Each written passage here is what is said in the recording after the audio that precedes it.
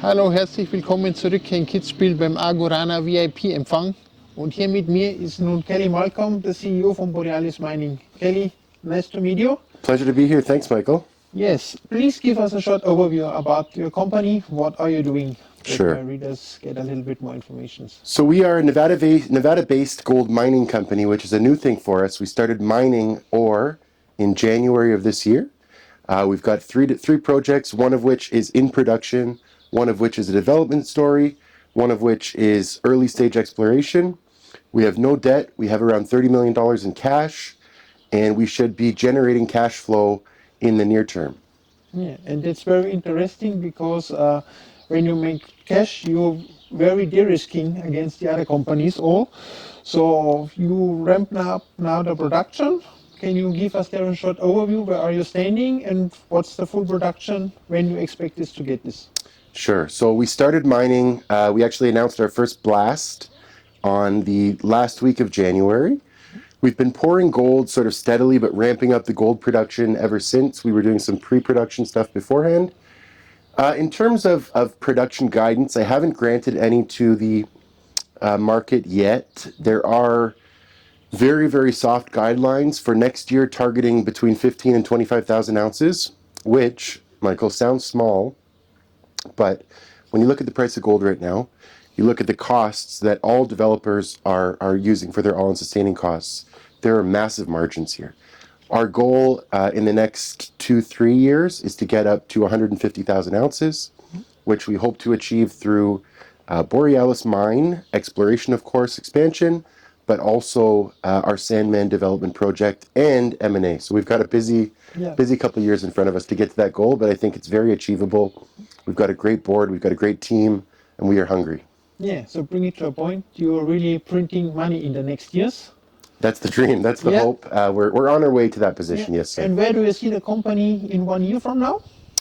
1 year, I'll be very disappointed if we're not a free cash flow generating company, or at least free cash flow generating from Borealis. Our development project, I'm hoping it's either kind of near permitted or at the end of the permitting stage, and I'm expecting that we'll have sufficient capital to be able to self-finance that second mining operation, which is very rare.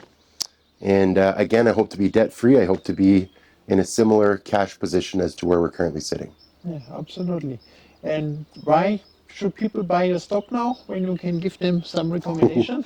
Sure, that's why we're here. I've been on the road for 2 weeks through Hong Kong, all through Europe, and now beautiful Austria.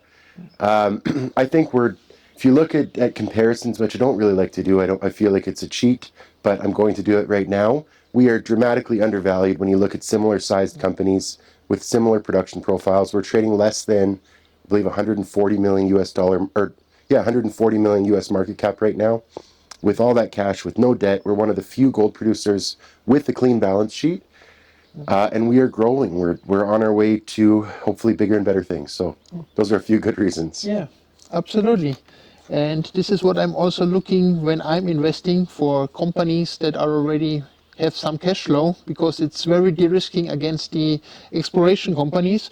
Maybe what we still should say is that there is a research report out for the company with target price $3.80.